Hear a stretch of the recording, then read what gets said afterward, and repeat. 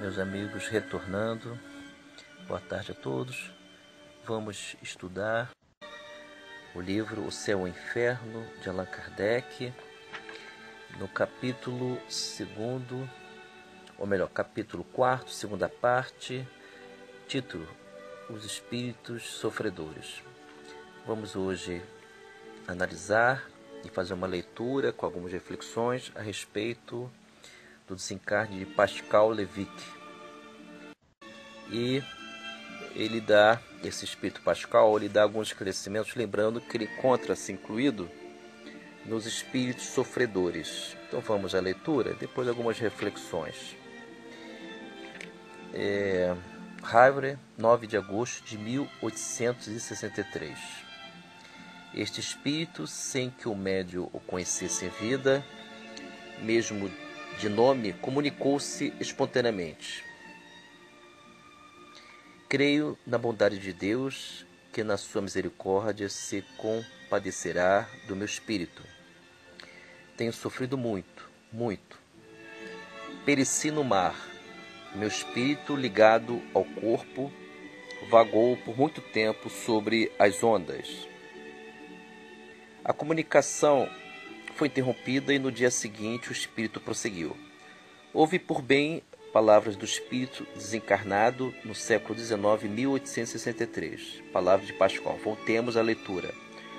Houve por bem permitir que as preces dos que ficaram na terra me tirassem do estado de perturbação e incerteza em que me achava imerso. Esperaram-me por muito tempo e puderam, enfim, achar meu corpo. Este repousa atualmente ao passo que o espírito, libertado com dificuldade, vê as faltas cometidas. Consumada a aprovação, Deus julga com justiça. A sua bondade estende-se aos arrependidos. Por muito tempo juntos erraram o corpo e o espírito, sendo essa minha expiação. Segui o caminho reto, se quiserdes, segue o caminho reto, se quiserdes que Deus facilite o desprendimento de vosso espírito. Vivei no seu amor, orai, e a morte, para tantos temerosa, vos será suavizada pelo conhecimento da vida que vos espera. Sucumbi no mar e por muito tempo me esperaram. Não poder desligar-me do corpo era para mim uma terrível provação. Eis porque necessito das preces de quem, como vós, possui a crença salvadora e pode pedir por mim a Deus de justiça. Arrependo-me e espero ser perdoado. A 6 de agosto foi o meu corpo encontrado. Eu era um pobre marinheiro e há muito tempo que morri. Orai por mim. Estas foram as palavras, meus amigos, de Pascal Levick.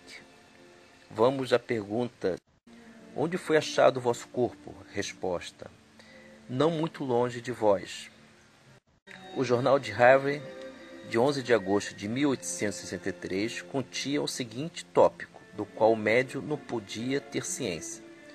Noticiamos que a 6 do corrente ano se encontra um resto de cadáver encalhado entre Belleville. A cabeça, os braços e o busto tinham desaparecido. Bom, essas foram justamente as notícias, né?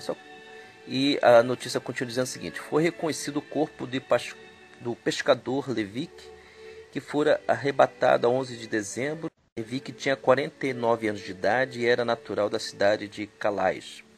Foi a viúva quem lhe reconheceu a identidade.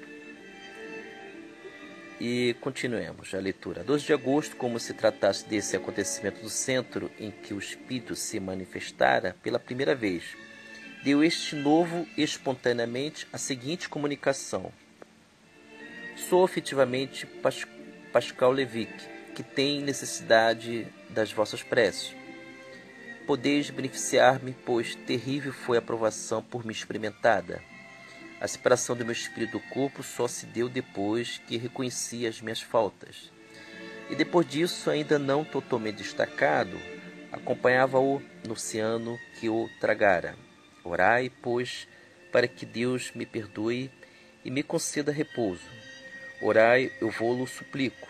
Oxalá este desastrado fim de uma infeliz vida terrena vos sirva de grande ensinamento.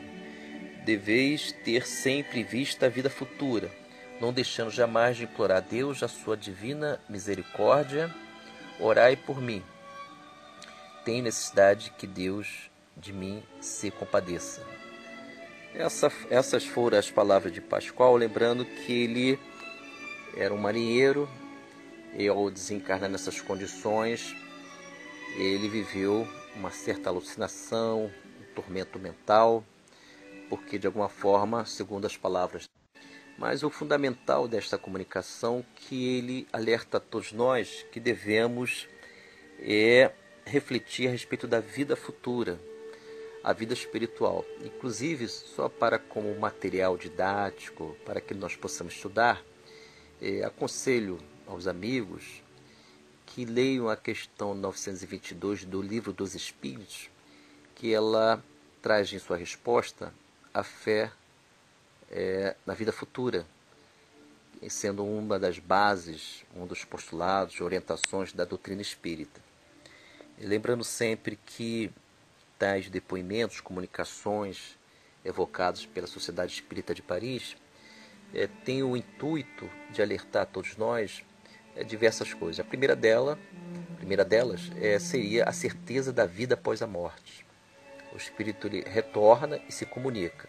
A segunda é que devemos tomar um certo cuidado com os nossos procedimentos, procurarmos nos ajustar mentalmente, em atitudes e pensamentos, às leis naturais. Quais seriam essas leis naturais? A lei do progresso, a lei de causa e efeito, a lei de adoração, a lei do trabalho, a lei de sociedade prevista no Livro dos Espíritos e as demais leis.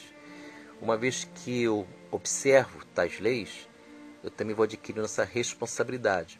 E tal responsabilidade ela vai substituindo a nossa culpa, o nosso remorso, as nossas fragilidades por uma vida responsável no caminho do bem. Lembrando sempre que a Boa Nova de Jesus nos coloca um exemplo de ajustamento às leis naturais. É aquela passagem do Evangelho do Mestre que lembra a todos que entrai pela porta estreita.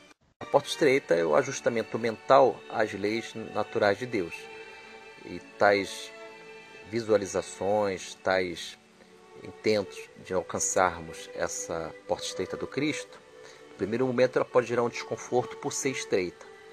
Então, é uma forma de a gente, simbolicamente, segundo o Evangelho de Jesus, entender que a porta estreita significa o nosso ajustamento, a nossa observação, a nossa aceitação das leis naturais. Então, meus amigos, vamos estudar os temas da vida, vamos entender que tudo aqui é transitório, inclusive as nossas dores. E tenhamos a paz em Cristo e até outro dia, se Deus quiser.